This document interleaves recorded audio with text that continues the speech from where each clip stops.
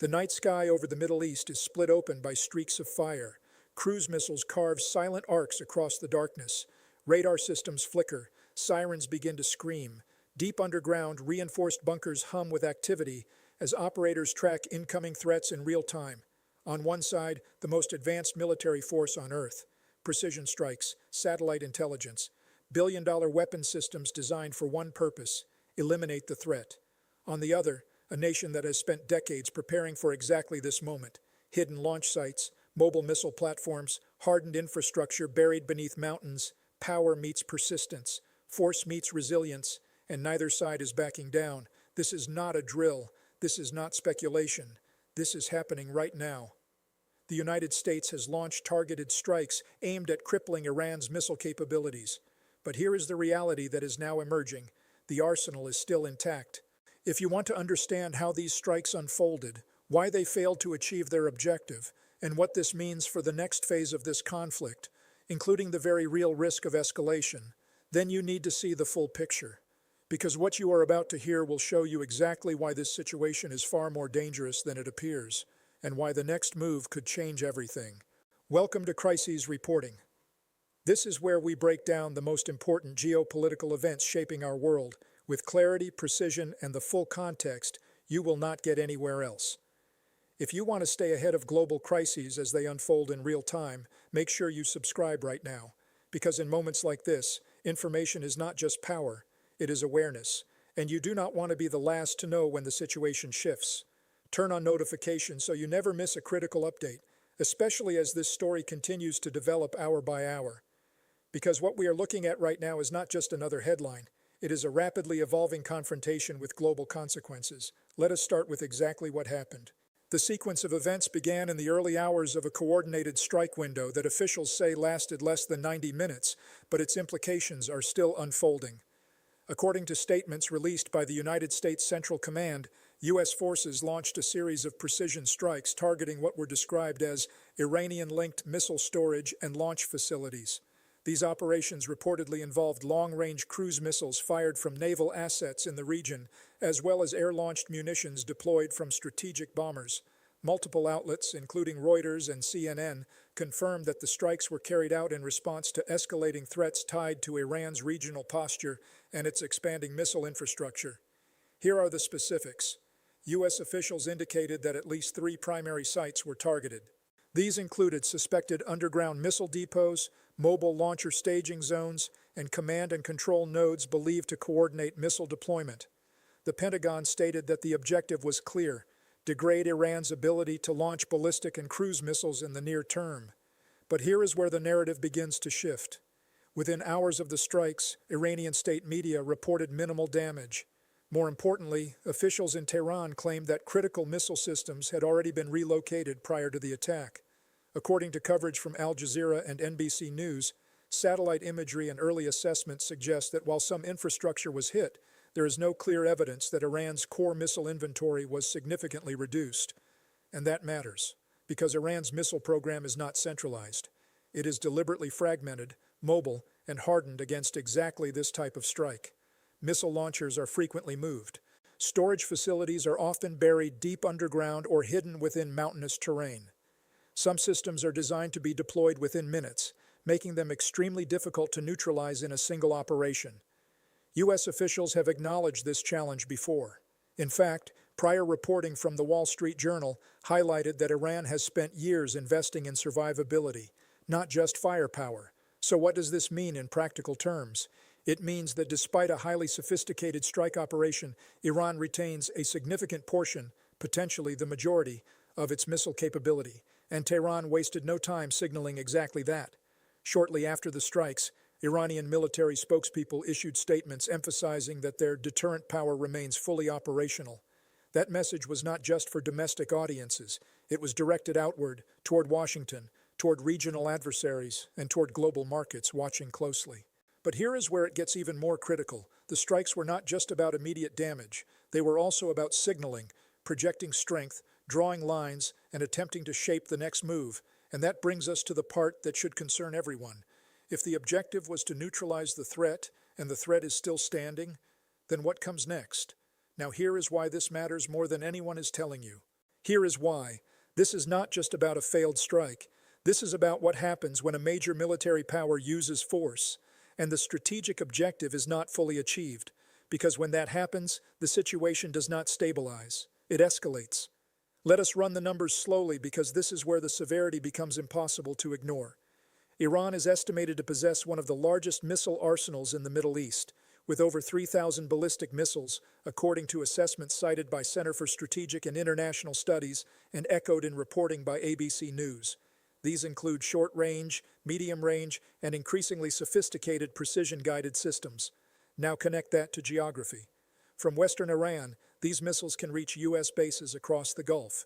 From deeper inland, they can target critical shipping routes, energy infrastructure, and major cities across the region.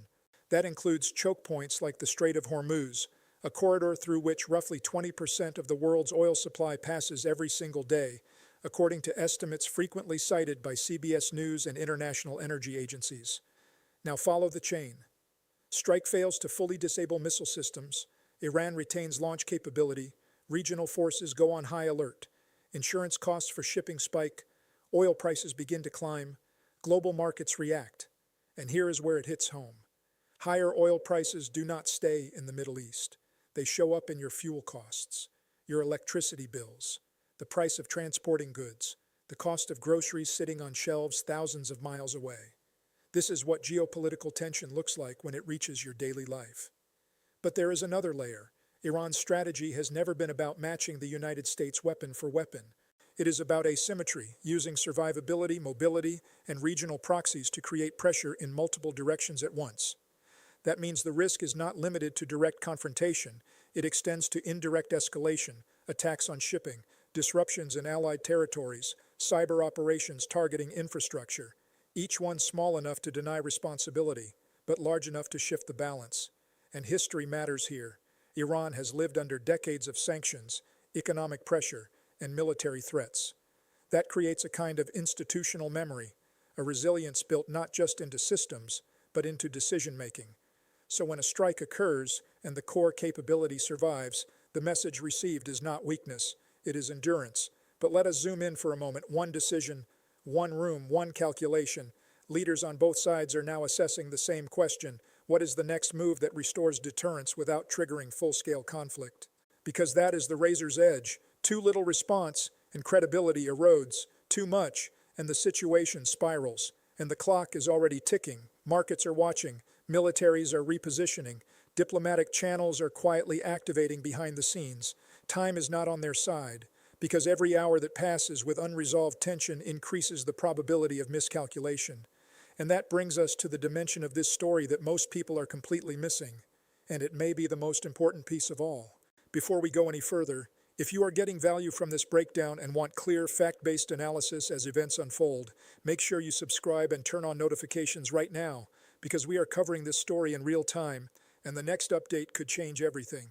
You do not want to miss the moment when this situation shifts. Now let us talk about the angle nobody is paying attention to. Here is the dimension of this story that most coverage is not paying attention to, and it could be the most important factor of all. Everything we told you in the first part is true. The strikes happened, targets were hit, infrastructure was damaged. But here is what makes this far more complicated than it first appears. This is not just about whether missiles were destroyed. This is about whether they were ever meant to be there in the first place. What most analysts are missing is the possibility that Iran did not simply react to the threat of strikes. It anticipated them, planned for them, and quietly moved its most critical assets out of harm's way before the first missile was ever launched. According to patterns observed in past reporting by Reuters and the Wall Street Journal, Iran has repeatedly demonstrated a doctrine built around dispersal and deception.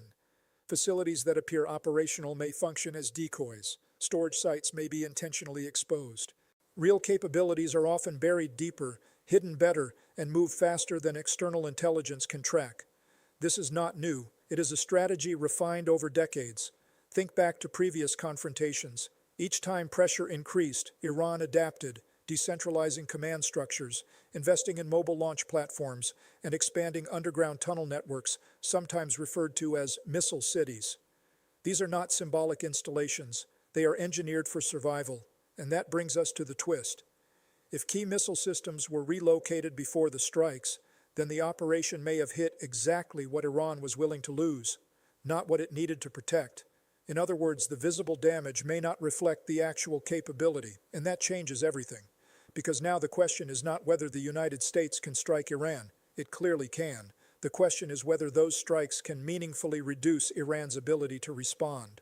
And so far, the answer appears uncertain. But let us zoom in further. One convoy, moving at night, no lights, no signals, traveling through terrain designed to conceal movement, satellite coverage gaps measured in minutes, sometimes seconds. That is all it takes. A missile system that is not where you expect it to be becomes a system you cannot neutralize.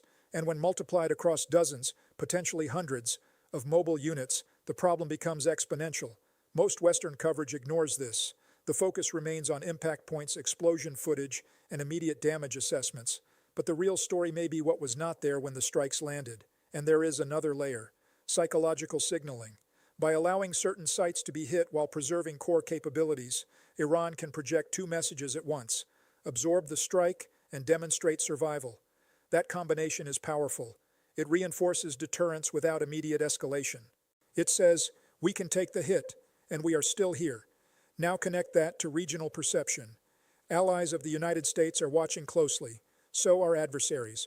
If the perception takes hold that even advanced precision strikes cannot reliably neutralize Iran's missile network, then the balance of power shifts, not in absolute terms, but in perceived resilience. And perception in geopolitics can be just as important as reality.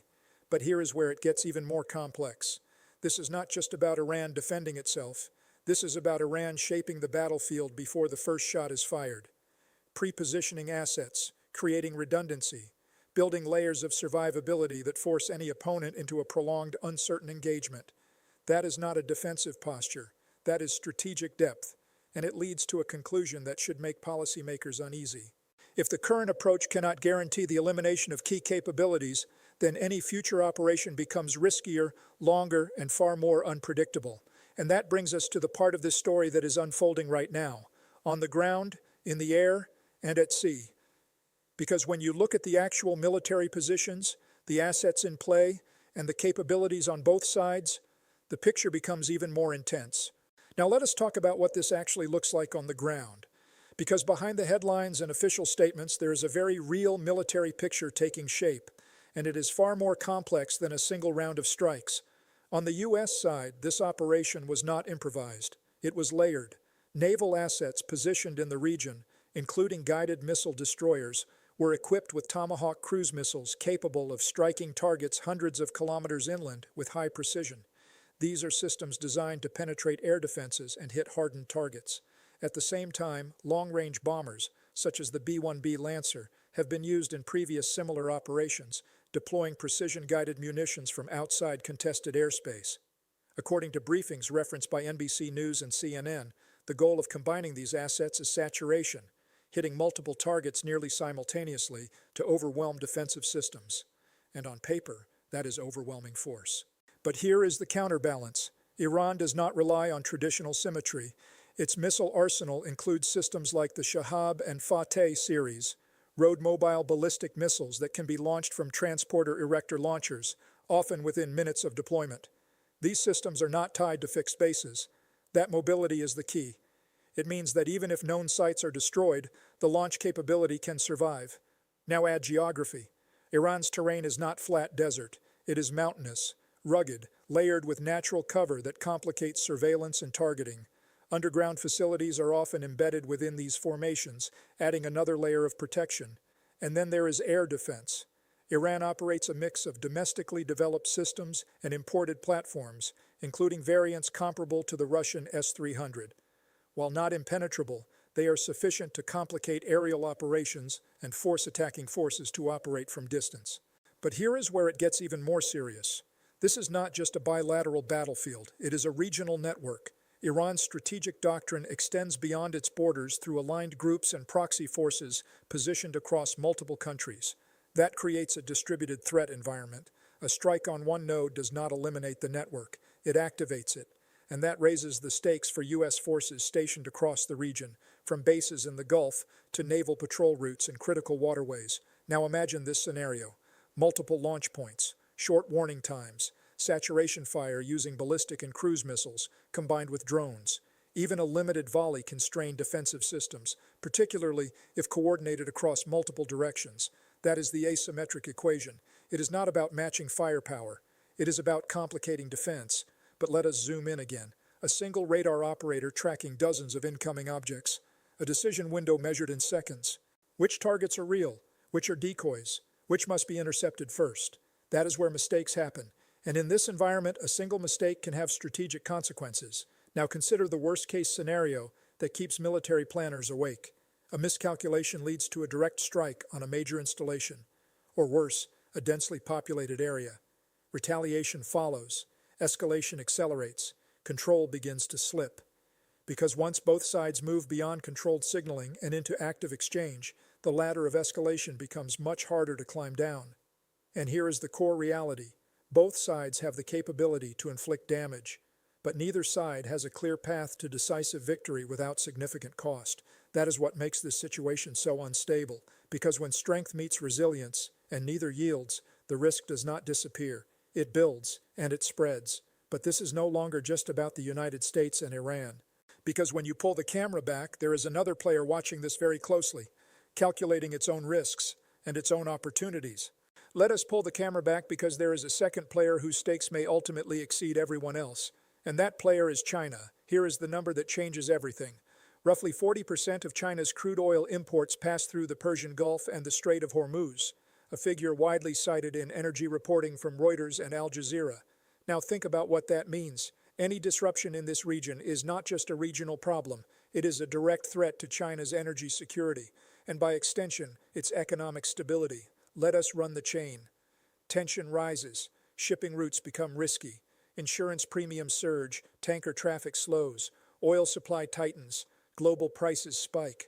For China, that translates into higher import costs, pressure on manufacturing, and stress across an economy already balancing growth targets and internal challenges. But here is where the contradiction appears. China wants stability. It needs uninterrupted energy flows, predictable markets, calm shipping lanes. But at the same time, it has strategic relationships with Iran, including long-term energy agreements and infrastructure investments tied to broader initiatives like transcontinental trade corridors. So China is caught in an impossible position. Support stability and risk weakening a partner. Support the partner and risk destabilizing the system it depends on. That is the balancing act, and it is not theoretical. In past crises, China has called for restraint while quietly maintaining economic ties. It avoids direct confrontation, but it does not disengage. Now layer that onto the current moment. If tensions escalate and the Strait of Hormuz becomes even partially disrupted, China faces a decision point: increase diplomatic pressure, adjust supply chains, or accept economic shock. None of those options are clean, and here is the deeper implication. This is not just about oil, this is about influence. Because moments of instability often create openings, opportunities to reposition, to mediate, to expand diplomatic leverage. China has increasingly positioned itself as a global broker, presenting itself as an alternative to Western-led frameworks. So while the United States focuses on military signaling, China may be calculating something different: how to convert instability into strategic advantage. But that path is risky, because if the situation spirals beyond control, no level of diplomatic positioning can fully insulate an economy tied this closely to global trade flows. And that brings us to the final piece of the puzzle, because all of these pressures, military, economic, strategic, are now converging toward a single question: what happens next? This is where all the threads converge: military pressure, economic risk, strategic signaling. All of it now funnels into the next set of decisions, and those decisions will define the trajectory of this crisis. There are two paths from here. Scenario A, escalation. In this path, Iran chooses to respond directly or indirectly. That could mean missile launches toward regional bases, attacks on shipping lanes, or activation of proxy networks across multiple fronts. The United States responds in kind. More strikes, broader targets, expanded rules of engagement. What begins as a limited exchange turns into a sustained cycle of action and reaction. Markets react instantly. Oil prices surge. Shipping routes become contested. Insurance rates spike. Global supply chains begin to feel the strain. And here is where it hits you directly. Fuel costs rise. Transportation costs increase. the price of everyday goods begins to climb. This is how a regional conflict becomes a global economic event. But more importantly, escalation introduces unpredictability, a single miscalculation, a strike that goes further than intended, a target that triggers a wider response, and suddenly, control is no longer guaranteed. Scenario B, containment and negotiation. In this path, both sides step back from immediate retaliation. Back-channel diplomacy intensifies. Messages are sent, not through public statements, but through intermediaries. The goal is simple: restore deterrence without crossing the threshold into open conflict. You may see symbolic actions, limited responses designed to signal strength without triggering escalation. At the same time, global powers, including China and European actors, push for de-escalation behind closed doors. Markets stabilize, at least temporarily, but the underlying tension remains. Because nothing has been fundamentally resolved, the capabilities still exist. The distrust remains. The strategic objectives have not changed. So even in this scenario, the situation becomes a prolonged standoff, a waiting game where the next trigger could come at any moment. And that is the key point. Neither path offers a clean resolution. Both carry risk. Both leave the door open for the next phase. The next 72 hours will be decisive. Watch the signals. Will there be a visible response from Iran? Will the United States expand its operational scope?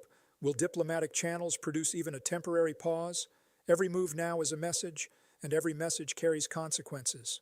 Let us bring all of these threads together. The United States launched precision strikes targeting Iranian missile infrastructure, aiming to degrade a capability that has been built and hardened over decades. According to official statements and reporting from outlets like CNN and Reuters, the operation hit multiple sites, but early assessments indicate the core arsenal remains largely intact. That leads to the second point. This is not just a military story, it is an economic one.